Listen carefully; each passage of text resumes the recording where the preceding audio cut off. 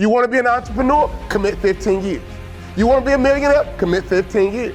You want to be a multimillionaire. You want to buy big yachts and drive fancy cars, and you want to live in big houses, but you want to do it day-to-day, check to check, ain't gonna happen. You want that big life?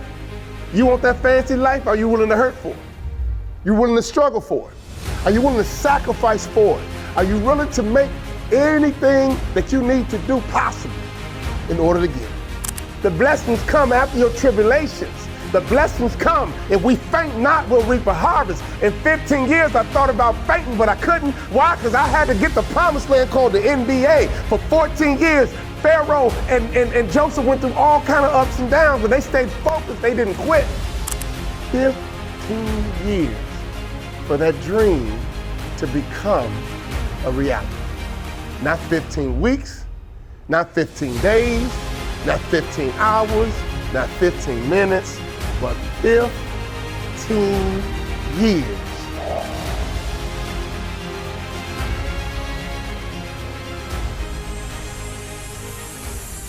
"15 years of blood, sweat, and tears. It took almost 2 decades for me just to get a chance to wear an NBA jersey, but that's what I signed up for, and that's what I committed for. The first time I touched the basketball, I fell in love.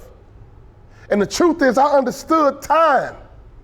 If I can stay focused, if I can stay right, if I can keep working out my game, maybe 15 years from now, I can play in the NBA. It was a 15-year commitment. Think about it. The first day I touched the basketball, I was about 8 years old. And 15 years later, starting at shooting guard for your Dallas Mavericks, 6'5", 215 pounds, from Chicago, Illinois, Walter Bye. 15 years for that dream to become a reality. Not 15 weeks, not 15 days, not 15 hours, not 15 minutes, but 15 years it took me to become a pro. You got to look at time the right way. You want to be an entrepreneur? Commit 15 years. You want to be a millionaire? Commit 15 years. You want to be a multimillionaire. You want to buy big yachts and drive fancy cars, and you want to live in big houses, but you want to do it day-to-day, check to check, ain't going to happen. Somebody lied to you. You are confused. But if you can commit and get locked in, and I'm going to prove it to you, to how you want to live in the next 10 years. So I want you to think like decades, but operate like a day-to-day. I want you to think like a decade, but you attack life with urgency, because you got to get to this decade vision, but every single day you're making a baby step. Every single day you're making progress. Every single day you're getting closer. Every single day, oh, no, I'm going to walk from Miami to Seattle. You laughing at me now, but if I keep walking one step at a time, if I keep focused one step at a time, if I keep locked in one step at a time, if I takes me some rest, but I don't quit and I can lock in, you can walk from Miami to Seattle a couple times in 10 years. You can become a millionaire in 10 years, I promise you, but you got to think like that right now. It took me 15 years to become. But I understood time. Let me give you a Bible reference. You ever heard of the story of Joseph? He told his family and friends, man, I'm going to be so famous, all y'all going to bow down and worship me. All y'all going to serve me. Y'all going to worship me. You know what they did to him? Threw him in the ditch. Couple lessons there. Keep your mouth shut. Stop bragging about what you about to do, what you getting ready to do. Shut your mouth. Be careful who you tell about your vision, because there's real haters out here. And I've told you before, if you don't have haters, your vision is too small, but you don't have to go bragging about it. Joseph walked around, told everybody, man, y'all all gonna bow down and worship me, and his own brothers threw him in a ditch. But here's the good news. 15 years later, they all bowed down and worshiped him exactly the way he said they would, but he had no idea the journey he was about to partake. By being thrown in that ditch, the transformation began. And before you know it, he got sent to Egypt. And he was in Egypt working at Potiphar's house. And all of a sudden, he got thrown in jail.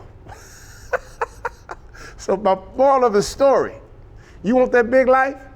You want that fancy life? Are you willing to hurt for it? You willing to struggle for it? Are you willing to sacrifice for it? Are you willing to make anything that you need to do possible in order to get it? And let me tell you something.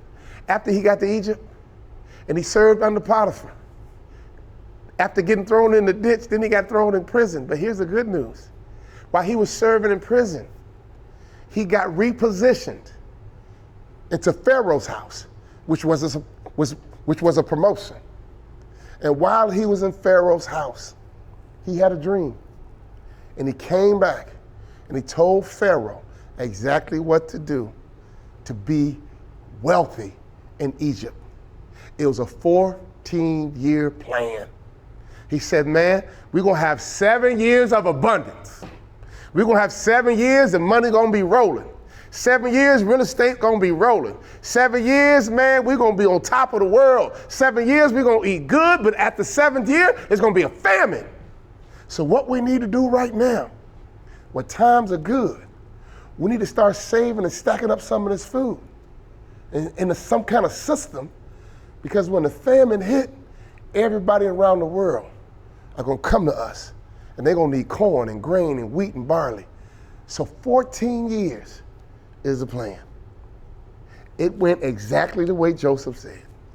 But 7 years, they had abundance. But 7 years, they were rolling. But he began his strategy right away. And they stored up all these grains and food. And after 7 years of a feast, here comes 7 years of famine. And while everybody else struggled, wasn't Pharaoh struggling. As everybody else struggled, Joseph wasn't struggling. And everybody else was in need of grain and fruit and vegetables because they didn't plan the 15-year famine. Guess what?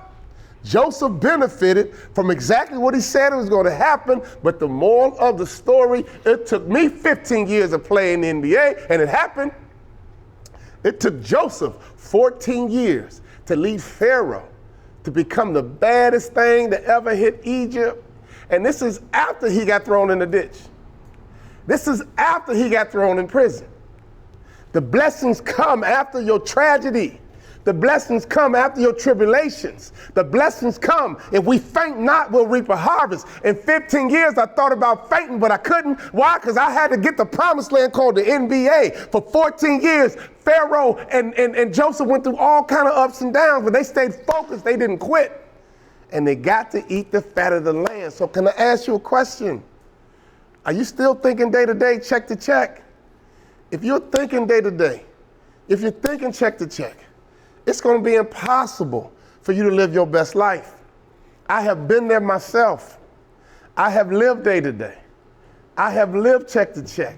And that's a horrible way to live. And let me teach you about the brain. The brain has two mechanisms. Your brain can either help you survive, or that same brain can help you thrive. I want to ask you a question, honest question. Right now, look at me in the eye. Be honest with you. Is your brain helping you just to survive?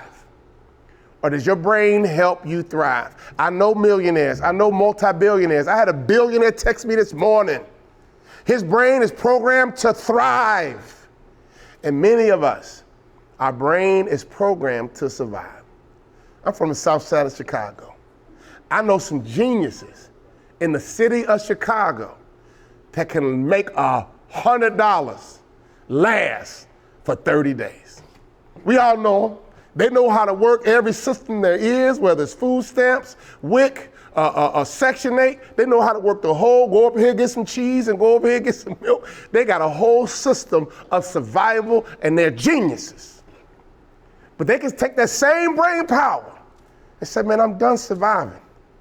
How can I use the same energy, the same intellect, the same intelligence, and apply it differently to thriving? So I'm going to ask this rhetorical question again. Is your brain wired right now to help you survive? Or is your brain wired to help you thrive? It has nothing to do with intelligence. It has everything to do with how you see time. You see the have-nots?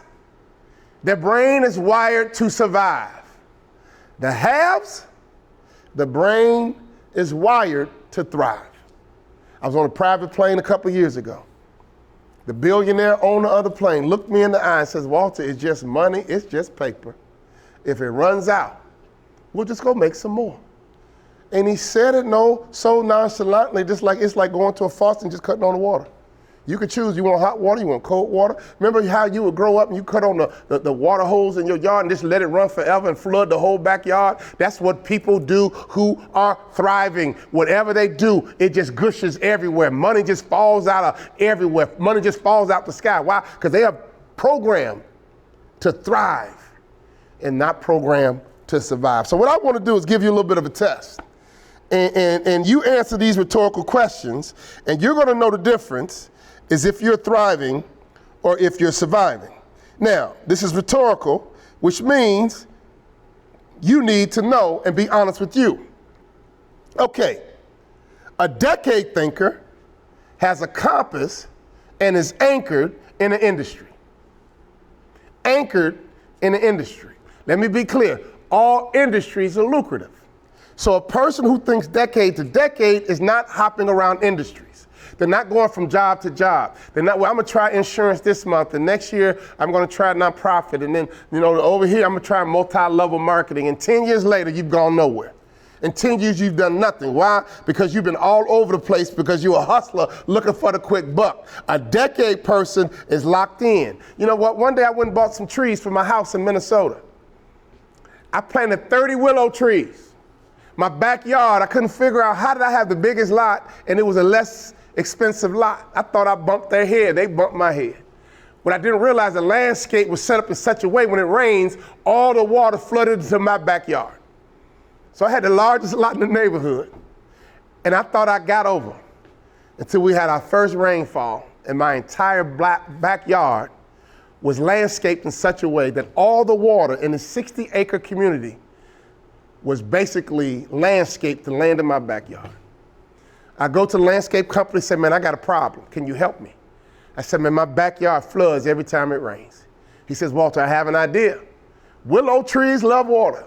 Man, willow trees cannot get enough water. If you plant some willow trees, they will suck up all that water and they will grow beautiful. The only solution to this problem are some willow trees. It was October, wintertime in Minnesota. They were basically getting rid of the willow trees. I bought 30 willow trees for $30 a piece.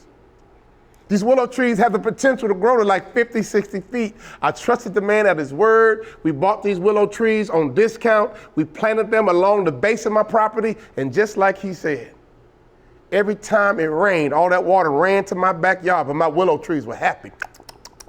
My willow trees drank it up. And before I knew it, we had 30 willow trees lined at the back of my property. And we had a landscape company come in and cut them evenly, and it looked like they just left the barbershop. And we sold our house. The guy that bought our house said, man, I love your landscaping, especially these willow trees. We planted these willow trees and we never moved them. We planted these willow trees and we never moved them. We planted these willow trees and we never moved them. They were planted. They were locked in, and 10 years later, they were beautiful. But while we bought all these willow trees, I bought one pear tree. And we didn't like where the pear tree was located. So we moved the pear tree after about a year, about 10 feet to the left. And so the landscape guy called me and said, Walter, how are those willow trees doing? Man, the willow trees are beautiful. We planted them in the back of the yard, along the base of the property. We didn't move them. We didn't touch them. We planted them just like you told us, and they're thriving. Well, Walter, how about the pear tree? Man, the pear tree's struggling. The pear tree's not doing well. He said, well, did you plant it where I told you to plant it? Yeah. Well, did you plant it deep enough? I said, yeah. I said, well, something's wrong. You must have done something. Oh, I forgot to tell you. After about a year, we took the pear tree, dug it up, and we moved it just about 10 feet. And we replanted it a year later, 10 feet away. He says, Walter, that's the problem. The moment you move the pear tree, its root system went into shock. Once you move the pear tree, its future went to shock. Once you move the pear tree, the financial future and the fruit that this tree can bear went into to shock. Professionals, you got to live decade to decade. You got to think decade to decade. I committed 15 years to the NBA, basketball, and I got to harvest. You think about companies. How long has Walmart been around? How long has Amazon been around? How long has McDonald's been around? You got to get planted, and you got to think decade to decade, and you got to lock in. Because if you plant yourself in the right place, your root systems will grow, and your root systems will flourish. The next time I go back to Minnesota, I promise you one thing.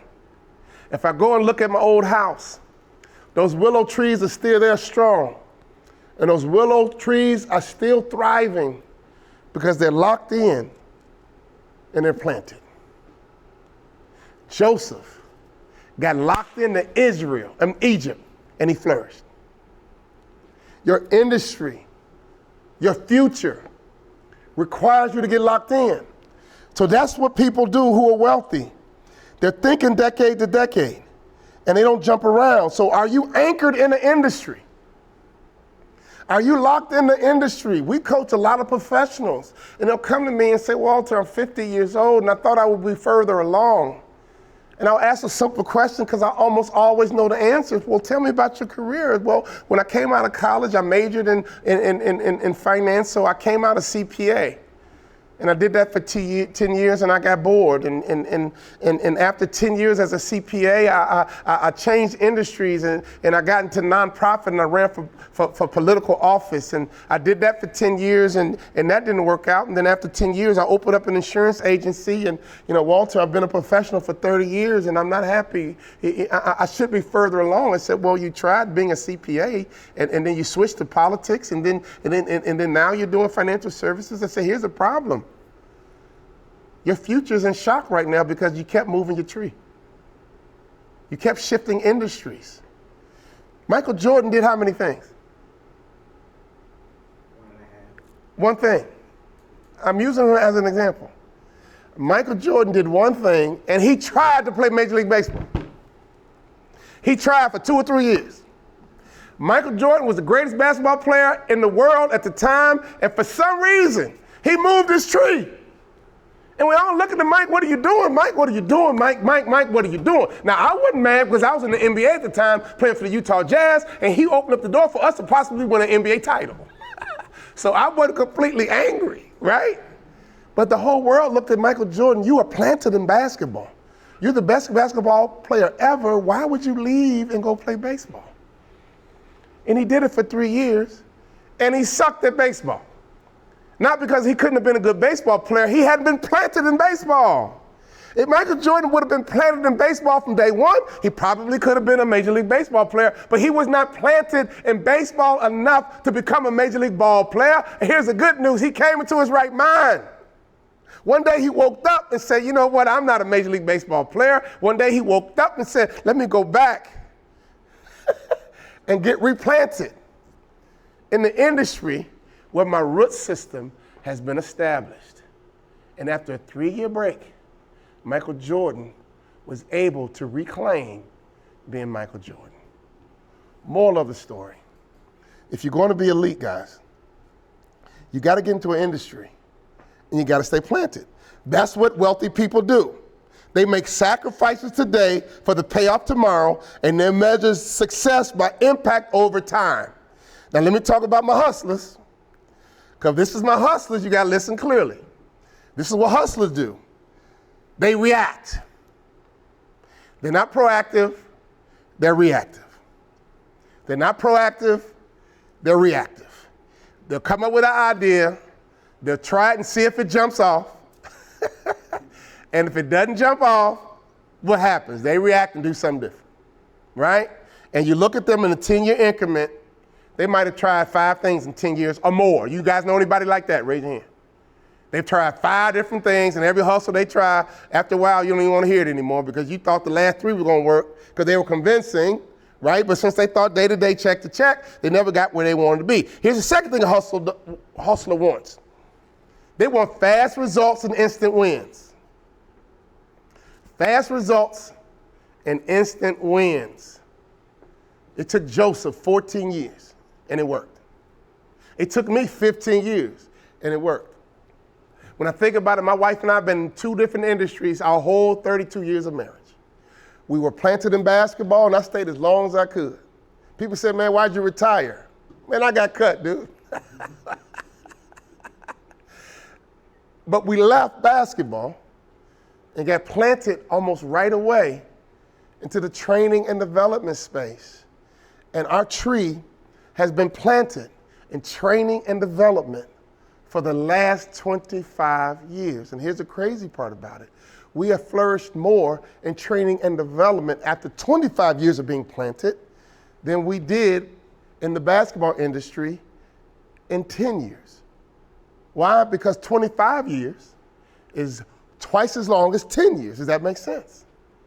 They're both lucrative industries. Does that make sense to anybody? So the moral of the story, if you want to become a have and stop being a have-not, you got to look at time the right way. Where do you want to be 10 years from now? And wherever you want to be 10 years from now, you got to get planted right now, because here's the good news. Time flies. We all know that. But if you keep jumping around, your whole financial future will be thrown in the shock, just like that tree. I want you to be a willow tree. Get locked into your industry because they're all lucrative, guys. And you have to allow your intelligence to operate. You have to gain wisdom. You got to build the right relationships. To be very successful, you have to have the right mindset. You have to develop the right skill set. You must have developed the right mindset, and you must have developed the right skill set. It took me 15 years to develop the mindset and the skill set to become an NBA ball player, right? How long will it take you to develop the right mindset and the skill set? And watch this, and the relationships that you need to flourish in your industry. Now, for some of you moms and dads, you might be saying, Walter, I wish I'd have heard this 20 years from ago. I wish I'd have heard this. I wish I would have heard this right out of college. It's never too late, guys. But you got to get your tree planted right now and stay locked in, because that's where prosperity lives. And if not, teach it to your kids, man.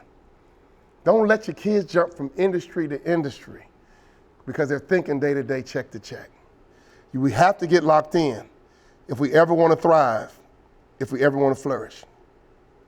Daily hustlers are reactionary, never proactive. They always react. They want fast results and instant wins, and they risk burnout, misalignment, and regret. Regret. I hate I ever did that. I can't believe I invested in this. Man, they bumped my head, and I got suckered into this and suckered into that. Nope. The haves are okay with small victories. The haves can have small victories every single day that will lead to the big victory at the end. The hustler, that daily hustler that's living day to day, check to check, they're looking for the big victory right now, and they're not willing to put the time in that it takes to become successful in the long term. That's why they run up and play their numbers and play lottery. Every idea is a quick blow up, right? Man, 6 months, it should be worth $1 million. Man, in a year from now, man, I should be worth $10 million. Okay, it's possible, but 9 times out of 10, that's not gonna work because it's biblical. An inheritance gained quickly will not be blessed in the end. Can I say that one more time? An inheritance gained quickly will not be blessed in the end. So my rhetorical question for everybody tuned in today, are you living day to day, check to check? If not, let's stop. Let's start thinking about where we want to be 10 years from now, because that's where the haves think. That's where the haves live. One of our biggest clients just texted me today, ran a franchise for 51 years. Started with one store, and 51 years later, from one store, sold his business for $8 billion. 51 years, his tree was planted. Could have kept going. He said, man, Walter, it was time for me to get some chips off the table. It's bittersweet. That's what he texted me this morning. It's bittersweet. On one hand, I got $8 billion. On the other hand, I love nurturing that tree. That tree was my tree of life. That tree gave me energy. That tree gave me money, fame, fortune. That tree took care of me. But in the beginning, I took care of the tree. And eventually, the tree not only took care of me, took care of over 10,000 people, but he stayed planted. Ladies and gentlemen, I'm pretty much done. I'm wrapping up right now. To prosper, we have to look at time the right way. Stop looking for the quick fix. Stop looking for the quick blow up. Stop looking for this gratification and satisfaction now. I can't even get the word out of my mouth. Stop looking for the quick result and play the long game. Because I promise you, if you can take a baby step every single day just to make a little bit more progress, every single day, get a little bit closer to your goal. Before you know it, 10 years will pass by. And before you know it, you'll be exactly where you wanted to be 10 years ago. Because we all know the time flies. I'm 56. I remember vividly when I was 46. I look at pictures, I almost look the same, a little different, right? Think about your life 10 years ago. Go find a picture of you and what you looked like 10 years ago. Does your money look the same as it did 10 years ago? Is your credit score the same as it was 10 years ago? Do you have enough money saved as you had 10 years ago? I asked one of my buddies right now, recently, I said, man, how have you prepared for retirement? He just looked at me. I said, man, have you prepared for retirement, man? We're in our 50s, dude. Have you prepared for retirement? He said, bruh, I'm barely making it right now. There's two kind of people on this earth. The haves, who don't think day to day, check to check. They live decade to decade. And you have this big swath of have-nots who are out here hustling, out here working hard, out here stressed out, out here worried, nervous, because every month rent is due. It's a mental thing, guys. Your brain that you got from God can be wired one of two ways. You can wire your brain to survive, or you can start changing your wiring to thriving. And the moment you think about where you want to be 10 years from now is the moment transformation happens. I want you to live your purpose and not your pressure. I want you to live your purpose and not your pressure. 90% of the world lives their pressure and not their purpose. That have group I'm talking about live their purpose. The have-nots live their pressure. Today, it's time to stop. Today, it's over. You heard a message from me. You want to be like Joseph, man. Where you want to be 15 years from now, let's get to work. Where do you want to be 10 years from now, let's get to work. Have the vision of where you want to live 2 decades from now, let's get to work. Because I'm telling you, it don't matter what you have right now, because you can take a man who's broke, who got the right mindset, he'll be a millionaire in a matter of time. You can give a guy $1 million with the wrong mindset, and he'll be broke in the same matter of time. Sometimes all it takes is 10 to 15 years to lose it all. But in the same time period, you can gain it all. It's all based on how you see time. God bless you.